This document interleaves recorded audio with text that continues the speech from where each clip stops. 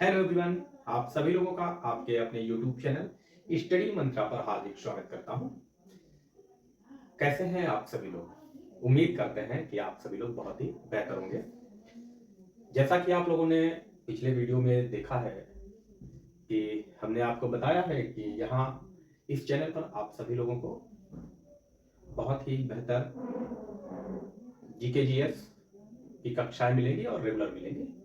तो आज आप लोगों के लिए यहाँ जीके जीएस की क्लास लेकर आया हूँ। आप लोग बताएंगे कि कैसा क्लास सेशन रहा है। उम्मीद करता हूँ कि बहुत ही बेहतर लगेगा।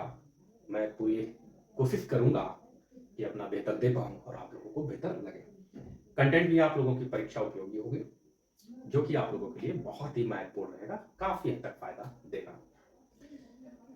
जीएस के ऐसे प्रश्न हैं जो आपकी किसी भी परीक्षा में सीधे पूछे जा सकते हैं और पूछे गए हैं कहीं ना कहीं। तो इन्हीं प्रश्नों को हम लोग करेंगे और व्याख्यात्मक रूप से इनका अध्ययन करेंगे कि कोई भी प्रश्न अगर हम लोग देख रहे हैं तो उसका सिर्फ आंसर जान लेना ही जरूरी नहीं होता है, प्रश्न की व्याख्या भी जरूरी होती है। क्योंकि परीक्षा में प्रश्न हूबहू आए ऐसा कोई जरूरी नहीं, हो सकता है उसी प्रश्न से दूसरा प्रश्न उठ जाए, तो फिर आप क्या करेंगे? तो इसलिए अध्ययन करते समय आप लोगों को ध्यान रखना चाहिए कि प्रत्येक प्रश्न की आपको व्याख्या पढ़नी चाहिए। आप अध्ययन कहीं भी करें, कैसे भी करें, लेकिन मैं यही कहूंगा कि आप लोग सभी प्रश्नों की व्याख्या बहुत अच्छे से देखें। तो चलिए हम लोग शुरुआत करते हैं, ज्यादा बातचीत नहीं करेंगे, शुरुआत करते हैं आज के इस सेशन की। आप लोग वीडियो पर आ चुके हैं तो आप लोग धैर्य बनाकर इसको देखिएगा, अपना कीमती समय हमें जरूर दीजिएगा। मैं आपसे यह गुजारिश करता हूँ कि अपना कीमती समय हमें जरूर दें, आप लोगों को बहुत ही बेहतर मिलेगा। चलिए शुरुआत करते हैं हम लोग।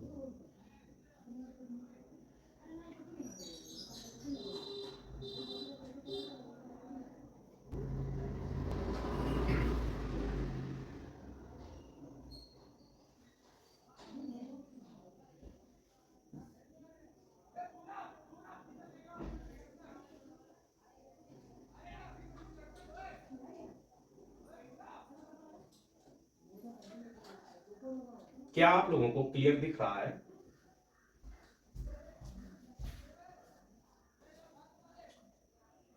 चलिए, क्लियर दिख रहा होगा।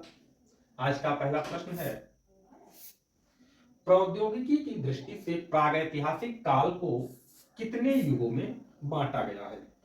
तो यह प्रश्न है कि प्रौद्योगिकी की दृष्टि से प्रागैतिहासिक काल को कितने कालखंडों में बांटा गया है, यह आप लोगों के लिए प्रश्न है। इसका आप लोग जवाब दीजिए। क्या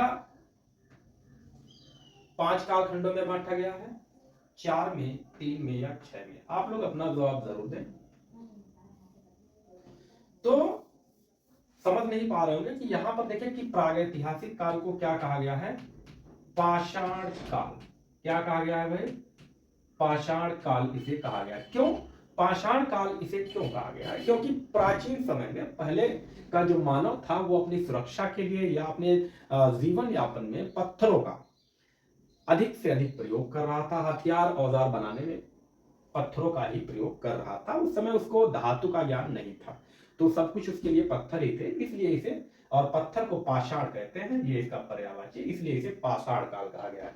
तो पाषाण काल को 3 प्रमुख भागों में बांटा गया, 3 भागों में बांटा गया है। ठीक है, आंसर सी होगा। 3 भाग कौन कौन से होंगे?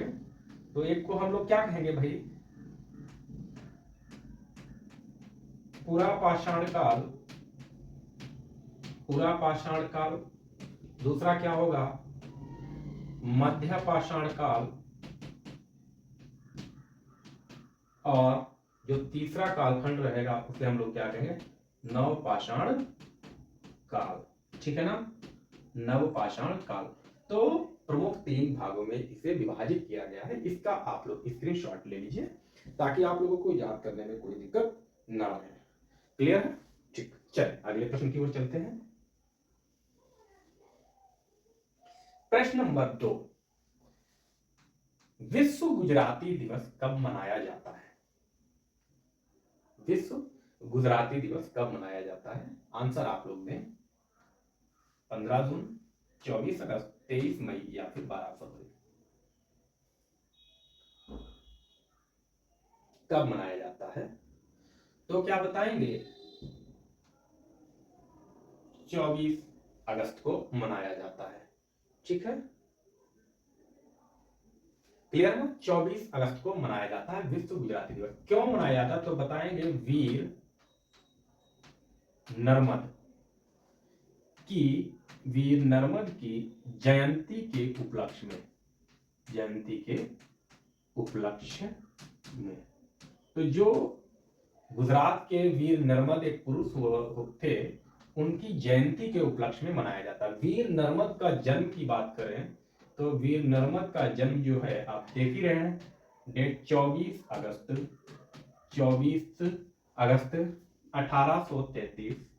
1833 ईस्वी सूरत गुजरात में हुआ था।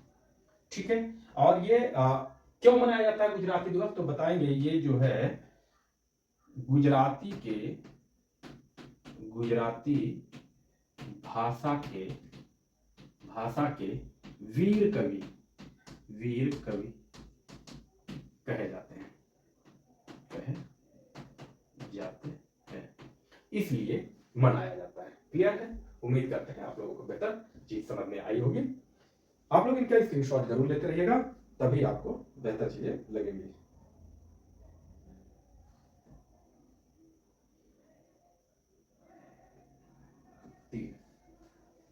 तीन नंबर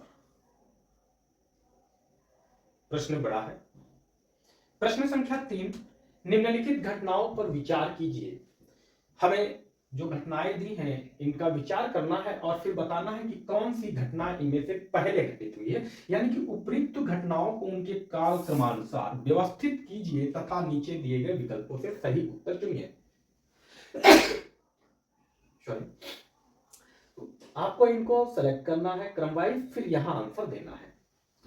कैसे करेंगे तो पहला है गांधी इरविन समझौता। आपको डेट इसकी पता होनी चाहिए, गांधी इरविन समझौता कब हुआ था तो आप बताएं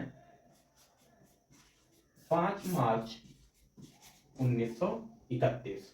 ठीक है, उसके बाद सांप्रदायिक पंचायत निर्णय ये कब हुआ, ये हुआ है 1932 में हुआ है। द्वितीय गोलमेज सम्मेलन ये कब हुआ है तो द्वितीय गोलमेज सम्मेलन हुआ है 7 सितंबर से लेकर 1 दिसंबर तक हुआ है। ठीक है, और हुआ कब है तो ये 1931 में हुआ है। और नेहरू रिपोर्ट ये कब आई है, ये आई है 1928 में। तो सबसे पहले क्या लगाएंगे, नेहरू रिपोर्ट। सबसे पहले आएगा 4 नंबर, फिर आएगा 1 नंबर, उसके बाद आएगा 3 नंबर और फिर आएगा 2 नंबर। 4 1 3 2, 4 1 3 2, अर्थात विकल्प डी हो जाएगा। ठीक है, अर्थात विकल्प डी हो जाएगा। क्लियर है? कुछ और महत्वपूर्ण चीजें देखें कि सांप्रदायिक पंचायत, जिसे क्या कहा गया है, कम्युनल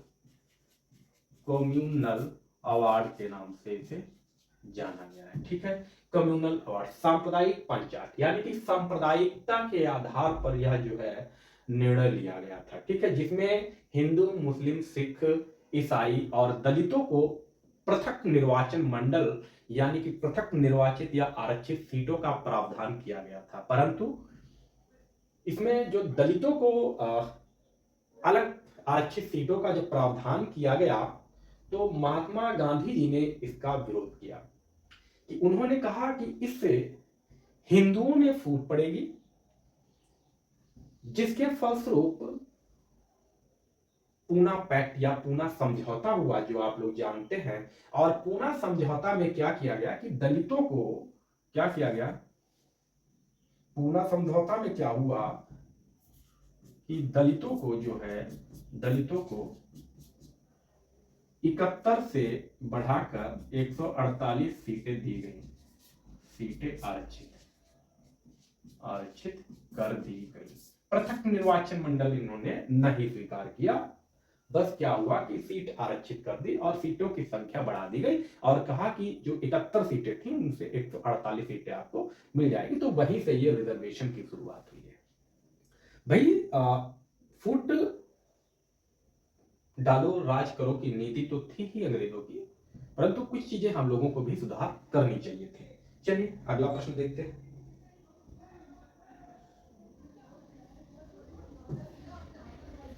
अगला प्रश्न देखें, प्रश्न संख्या 4। प्रश्न संख्या 4, निम्नलिखित युक्तियों में से किसके द्वारा भूकंप की तीव्रता का मापन किया जाता है? तो आप बताएं कि भूकंप की तीव्रता का मापन किसके द्वारा किया जाता है? सिस्मोग्राफ के द्वारा, स्टेथोस्कोप के द्वारा, क्रोमोग्राफ के द्वारा या फिर पेरिस्कोप के द्वारा? किसके द्वारा किया जाता है? आप सभी लोग जानते हैं कि सिस्मोग्राफ के द्वारा जो है भूकंप की तीव्रता का मापन किया जाता है। भूकंप मापी पैमाना, जिसे रिक्टर स्केल बोलते हैं, रिक्टर स्केल में कुल कितने अंक होते हैं? तो बताएंगे 0 से लेकर 10 तक अंक होते हैं। प्रत्येक अगला अंक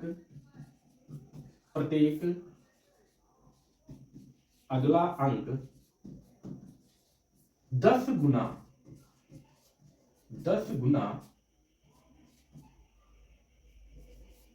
तीव्रता दर्शाता है। ठीक है, प्रत्येक अगला अंक। क्लियर ना? फिर जो है स्टेथोस्कोप देखें कि आप स्टेथोस्कोप की बात करें तो जो स्टेथोस्कोप है ये क्या है? स्टेथोस्कोप क्या है भाई? ये ध्वनि मापता है। ठीक है, यानी कि दिल की धड़कन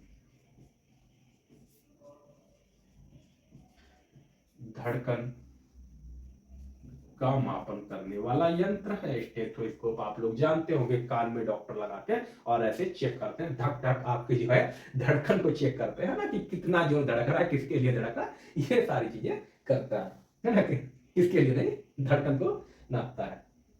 पेरिस्कोप क्या है? पेरिस्कोप जो है एक दृश्य देखने वाला यंत्र है। ठीक है, तो ये इस तरीके से बना होता है, इस तरीके से 45 डिग्री एंगल पर इसमें दर्पण लगा होता है। मान लिया जाए कोई पनडुब्बी वगैरह है यहाँ पानी के अंदर, तो इसके ऊपर ये लगा है, तो यहाँ से इस तरीके से दर्पण लगा दिया जाता है और जो यहाँ की प्रकाश तरंगे यहाँ टकराती हैं और फिर यहाँ पर एक और 45 डिग्री एंगल पर ही जो है दर्पण लगा होता है, जो यहाँ से आने वाली प्रकाश तरंगे टकरा के और सीधे यहाँ टकरा के फिर यहाँ, और यहाँ अंदर बैठा हुआ व्यक्ति इसको आसानी से देख लेता है, जिसको कोई भी नहीं देख सकता। यानी कि अंदर की चीजों को देखने के लिए या फिर अंदर से बाहर की चीजों को देखने के लिए पेरिस्कोप का प्रयोग किया जाता है। क्लियर है ना? ओके, चलिए आगे चलते हैं, प्रश्न संख्या 5 की ओर चले। तो आइए देखते हैं हम लोग प्रश्न संख्या 5। तक्षशिला विश्वविद्यालय में राजनीति विज्ञान और अर्थशास्त्र के प्रोफेसर थे। कौन थे भाई तक्षशिला विश्वविद्यालय में? तो कौन होंगे? क्या समुद्रगुप्त, बिंदुसार या अजातशत्रु? तो आप क्या बताएंगे कि तक्षशिला विश्वविद्यालय में जो अर्थशास्त्र के और राजनीति विज्ञान जो है उसके प्रोफेसर थे कौटिल्य। ठीक है, जिनका नाम आप लोग जानते होंगे। कौटिल्य का नाम क्या है? एक इनको विष्णुगुप्त कहते हैं। क्या कहते हैं भाई? विष्णुगुप्त के नाम से जानते हैं, या फिर जिनको आप लोग क्या कहते हो, तो आप सभी लोग जानते होंगे कि चाणक्य कहते हैं। क्या कहते हैं भाई? चाणक्य कहते हैं। इनकी पुस्तक की बात करें अगर, इन्होंने एक रचना लिखी है, पुस्तक लिखा है जिसका नाम है अर्थशास्त्र। ठीक है, अर्थशास्त्र पुस्तक है जो कि एक राजनीति विज्ञान है, राजनीति परक रचना है। ठीक है, राजनीति परक रचना, जबकि नाम इनका इस रचना का है अर्थशास्त्र है। ठीक है, क्लियर है? अगर आपसे पूछा जाए तक्षशिला विश्वविद्यालय, तक्षशिला विश्वविद्यालय की स्थापना कब हुई थी, तो बताएंगे 700 ईसा पूर्व। ठीक है, 700 ईसा पूर्व इसकी स्थापना हुई थी। और तक्षशिला विश्वविद्यालय क्या है? यह जो है विश्व का प्रथम विश्वविद्यालय है, विश्व का प्रथम विश्वविद्यालय है, जो अब वर्तमान में पाकिस्तान में है। ठीक है, पाकिस्तान में है। क्लियर है यहां तक कि नहीं क्लियर है? ठीक है, और विष्णुगुप्त की बात करें या चाणक्य की बात करें तो ये क्या थे? ये जो है चंद्रगुप्त मौर्य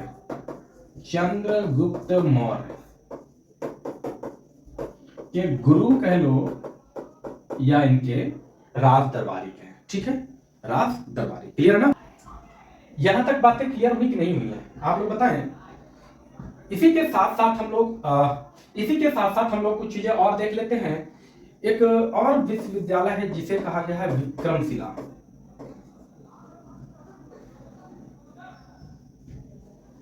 विक्रमशिला विश्वविद्यालय, ठीक है। क्या कहा गया है? विक्रमशिला विश्वविद्यालय कहा गया है, जो कि कहां है? जो कि भागलपुर बिहार में। कहां है?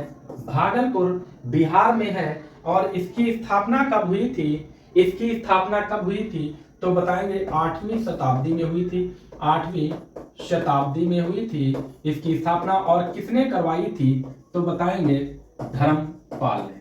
किसने करवाई थी इसकी स्थापना? तो धर्मपाल ने करवाई थी। क्लियर है ना? यहां तक क्लियर हो गया कि नहीं हो गया?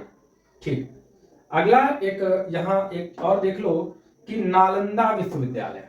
कौन सा? ऊपर करते हैं हम लोग। नंबर 2,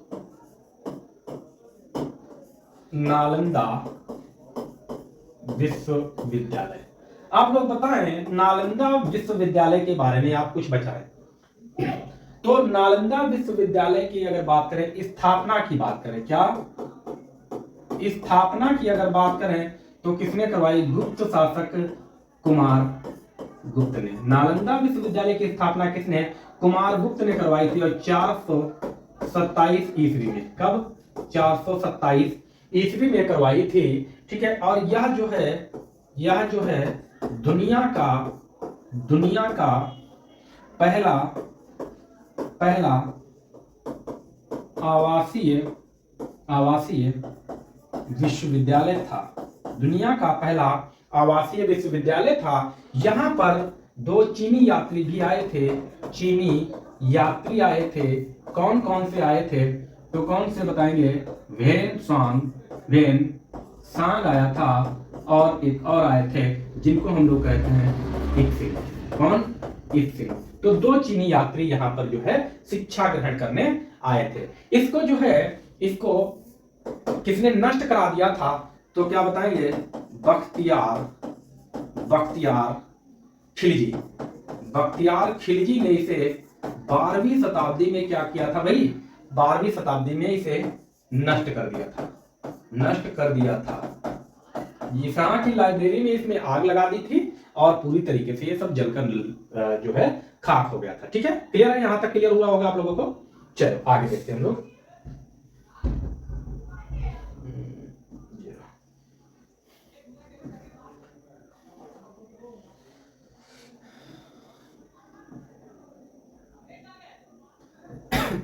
प्रश्न संख्या 6 देखें।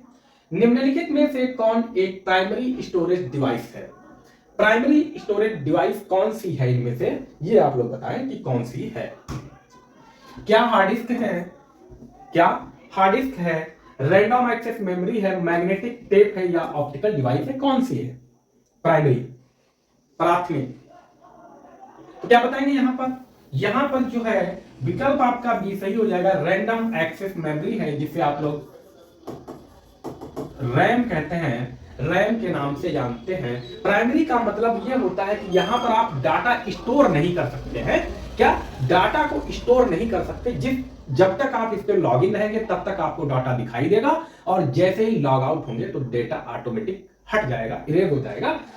और जो सेकेंडरी होती हैं, जिन्हें हम लोग सेकेंडरी कहते हैं, ठीक है, यहां से किसी चीज को एक्सेस नहीं कर सकते। यहां पे आप पेन ड्राइव भी कह सकते हैं,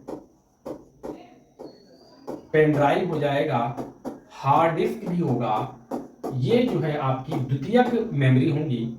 ठीक है, द्वितीयक मेमोरी होंगी, या फिर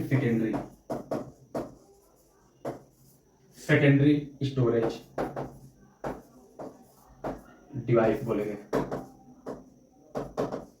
ठीक है, सेकेंडरी स्टोरेज डिवाइस इनको बोलेंगे। क्लियर है ना? यहां तक क्लियर? चलिए आप लोग स्क्रीनशॉट लेते रहिएगा।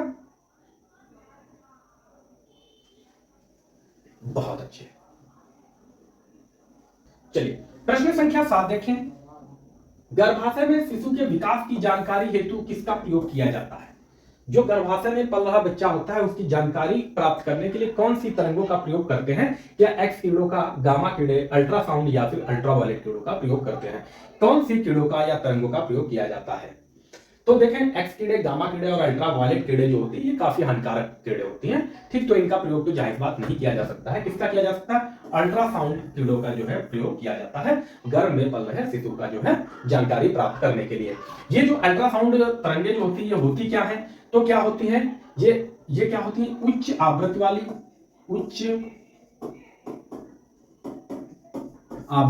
क्या होती है भाई? उच्च आवृत्ति वाली ध्वनि तरंगे होती है। क्या होती है भाई? ध्वनि तरंगे होती है। क्लियर है कि नहीं? उच्च आवृत्ति वाली ध्वनि तरंगे होती हैं। इसमें क्या होता है कि अल्ट्रासाउंड में क्या होता है कि जो हमारा जो मैकेनिज्म होता है, जो मशीन होती है, वो क्या करती है? ध्वनि तरंगे जो है उच्च आवृत्ति वाली ध्वनि तरंगों को छोड़ता है, जिससे गर्भाशय में जाके वो टकराती हैं और टकराने के बाद स्क्रीन पर इमेज क्रिएट करती है, जिससे हमें जानकारी प्राप्त होती है। क्लियर है? यहां तक बात क्लियर हो गई होगी, उम्मीद करते हैं, ठीक। तो अगला देखें कि जो एक्स किरणें बात की गई है, एक्स किरणें क्या है? ये एक्स किरणें क्या है? ये मैग्नेटिक वेवलेंथ है। क्या है? मैग्नेटिक है, वैद्युत चुंबकीय तरंगे हैं। मैग्नेटिक जो है यह वैद्युत चुंबकीय तरंगे, और इनकी जो तरंग दैर्घ्य क्या होती है? बहुत कम होती है, ठीक है। तरंग दैर्घ्य इनकी वेवलेंथ कम होती है, जिससे ये जो है हानिकारक बन जाती है, ठीक है। गामा किरणों की बात करें, अगर गामा किरणों की बात करें हम लोग, गामा किरणें क्या होती हैं? तो इनको देखें, गामा किरणें यहां देख लेते हैं। गामा किरणों को देखते रहिएगा आप लोग। ये जो है विद्युत चुंबकीय होती हैं, विद्युत चुंबकीय तरंगे होती हैं, ठीक है। विद्युत चुंबकीय तरंगे होती हैं जिनकी तरंग दैर्घ्य सबसे कम होती है, ठीक है। और ये किसके द्वारा उत्पन्न होती है? तो कोबाल्ट 60 का प्रयोग करके ये उत्पन्न की जाती हैं। और उपचार किनका किया जाता है? तो इन तरंगों के द्वारा कैंसर का उपचार किया जाता है, ठीक है ना। अगला देख लो, अल्ट्रावायलेट किरणें। अल्ट्रावायलेट किरणें क्या होती हैं? ये जो है सूर्य के प्रकाश में होती हैं, ये 3 प्रकार की होती हैं, अल्ट्रावायलेट ए, अल्ट्रावायलेट बी और अल्ट्रावायलेट सी। 3 प्रकार की तरंगे होती हैं। अल्ट्रावायलेट ए और बी हम लोगों तक पहुंच जाती है, परंतु अल्ट्रावायलेट सी तरंगे जो होती है ये हम तक नहीं पहुंचती हैं। ये किसके द्वारा? ओजोन परत द्वारा जो है इनका अवशोषण कर लिया जाता है। ओजोन परत कहां पाई जाती है? तो बताएंगे कहां पाई जाती है? हमारे वायुमंडल की द्वितीय परत में पाई जाती है, जिसे हम लोग सप्ताह मंडल कहते हैं, ठीक है। क्लियर है यहां तक? ओके, चलिए आगे देखते हैं हम लोग। प्रश्न संख्या 8 देखें। निम्नलिखित में से कौन सा विटामिन B6 का दूसरा नाम है? विटामिन B6 का दूसरा नाम क्या है? क्या थायमिन होगा, नियासिन, पायरोक्सिन या फिर राइबोफ्लेविन होगा? तो विटामिन C का दूसरा नाम, विटामिन 6 का दूसरा नाम क्या होगा? B6 का दूसरा नाम क्या होगा? तो यहां पर क्या बताएंगे? दूसरा नाम क्या होगा? पायरोक्सिन हो जाएगा, ठीक है। पायरोक्सिन जो है इसको कहते हैं, इसकी कमी से क्या हो जाता है? एनीमिया रोग हो जाता है, ठीक है। इसकी कमी से एनीमिया रोग हो जाता है, क्लियर है ना। चलिए, थायमीन जो है ये किसको कहते हैं? तो थायमीन किसको कहते हैं? B1 को थायमीन कहते हैं। नियासिन किसको कहते हैं? तो बताएंगे B3 को जो है नियासिन कहते हैं, ठीक है। B3 को नियासिन कहते हैं। राइबोफ्लेविन किसको कहा जाता है? तो बताएंगे B2 को जो है राइबोफ्लेविन कहा जाता है। फिर और नाम क्या देखें? B5 होता है, B5 होता है जिसे क्या बोलते हैं?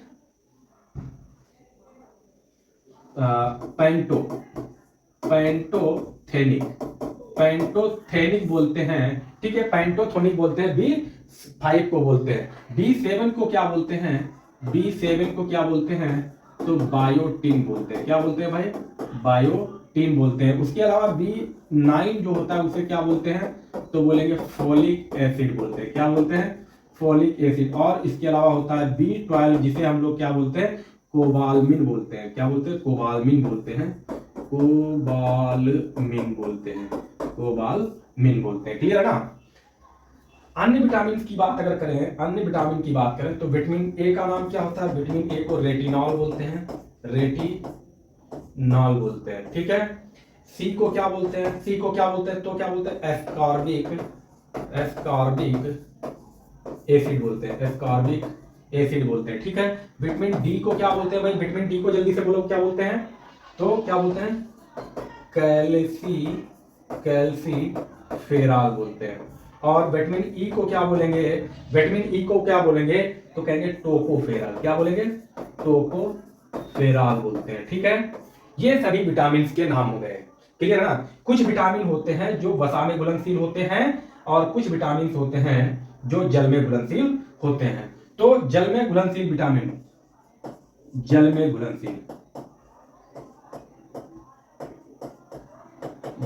घुलनशील विटामिन कौन से होते हैं? तो आप बताएंगे बी और सी होता है। ठीक है। और वसा में घुलनशील तो बाकी बचे वसा में कौन सा? ए, डी, ई और के, एडेक। ठीक है। तो ये सारा जो है आप लोग विटामिन से आप लोग देख चुके हैं। ठीक है। क्लियर है ना। उम्मीद करते हैं आप लोगों को बहुत ही बेहतर समझ में आएगा। आप इसका स्क्रीनशॉट जरूर लीजिएगा।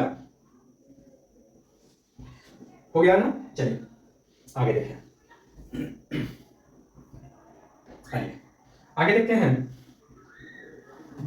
प्रश्न संख्या 9, सूची 1 को सूची 2 से सुमेलित कीजिए तथा सूचियों के नीचे दिए गए कूट का प्रयोग करते हुए सही उत्तर दें। भाई यहां पर जो है कूट नहीं दिया गया है तो आप ऐसे ही हम लोग कर लेते हैं कि जैसे क्यूसेक जो है मापन क्या होता है? ये पानी के प्रवाह की दर को मापता है। किसको? पानी के प्रवाह की दर को मापता है। तो क्यूसेक में क्या हो जाएगा भाई? 3 हो जाएगा। यानी कि यहीं पर लिखते जाओ नंबर 3। ठीक है। बाइट में क्या होता है? कंप्यूटर की मेमोरी को नापा जाता है। ठीक है। बाइट में तो बाइट के आगे लिख लो 4 हो जाएगा। रिक्टर हम लोग पढ़ चुके हैं, भूकंप की तीव्रता मापी जाती है रिएक्टर पैमाने पर, तो यहां पर हो जाएगा 2। और दाब को का पैमाना बार, यानी कि यहां पर नंबर 1 हो जाएगा। आपका ये एकदम क्लियर हो जाएगा। ठीक है। क्लियर हो ना। चलो आगे देखें।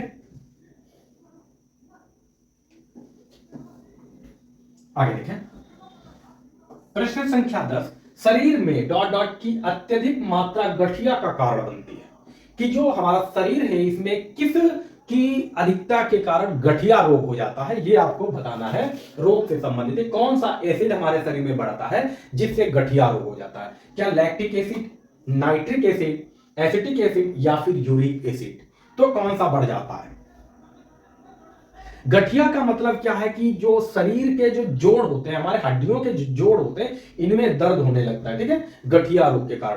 तो जो यूरिक एसिड जो होता है, जब यूरिक एसिड की मात्रा बढ़ जाती है तो यहाँ जो है हड्डियों के जोड़ों में दर्द होना शुरू हो जाता है, सूजन वगैरह बढ़ जाती है। तो क्या बताएंगे कि शरीर में यूरिक एसिड की अत्यधिक मात्रा गठिया का कारण बनती है। ठीक है। लैक्टिक एसिड क्या है? ये दूध में पाया जाने वाला एसिड है, एंजाइम है। ठीक है ना। दूध। ठीक। नाइट्रिक एसिड उच्च ज्वलनशील होता है। ये हमारे अगर शरीर वगैरह में टच हो जाए तो जलन वगैरह डाल सकता है, जिसको आप तेजाब के रूप में देखा होगा आप लोगों ने।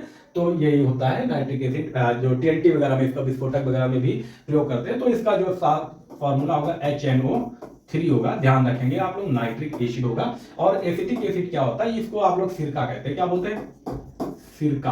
सिरका खट्टा होता है। ठीक है। खट्टा एसिटिक एसिड है ना, खट्टे फलों में पाया जाता है। इसका फॉर्मूला क्या होता है भाई? तो CH3OOH बोलते हैं इसको। CH3OOCH होना चाहिए। CH3COOH ऐसे होता है। तो इसको हम लोग और भी नाम लिख सकते हैं। क्या? देखो C2 है तो C2H के कितने मॉलिक्यूल है? तो 3 और 1 4, C2H4 और O2, इसको ये भी लिख सकते हैं। ठीक है। क्लियर है ना। तो उम्मीद करते हैं आप लोगों ने बेहतर समझा होगा। आज हम लोगों ने कुल 10 प्रश्नों का हल किया है, पूरा व्याख्यात्मक रूप से देखा है, विवरण सहित देखा है अच्छे से। और उम्मीद करते हैं कि यह क्लास आप लोगों को बहुत अच्छी लगी होगी। अगर आप रिस्पॉन्स अपना जरूर दें हमें। आपका रिस्पॉन्स हमें मोटिवेट करता है और बेहतर करने का। तो आप लोग अपना रिस्पॉन्स जरूर देते रहें, कमेंट वगैरह करते रहा करें। और वीडियो को ज़्यादा से ज़्यादा शेयर करें। आप लोग लाइक कमेंट जरूर करते रहें, शेयर जरूर करें। और चैनल जो भी भाई लोग आप लोग पहले बार आए हैं, आप लोग चैनल सब्सक्राइब कीजिए। आपको बहुत ही बेहतर उम्दा कंटेंट आपको यहाँ पर मिलेगा। वास्तव में जब आप परीक्षाएं देंगे तो आपको लगेगा कि हाँ, हमने कहीं से बेहतर तरीके से तैयारी की है। आप लोगों को रेगुलर वीडियो मिलेंगे जीएस के बहुत ही अच्छी तरीके से। ठीक है, ओके, आज इतना ही रखेंगे, फिर अगले सेशन में मिलेंगे, कल मिलेंगे बहुत जल्द। Thank you, okay, bye bye, take care.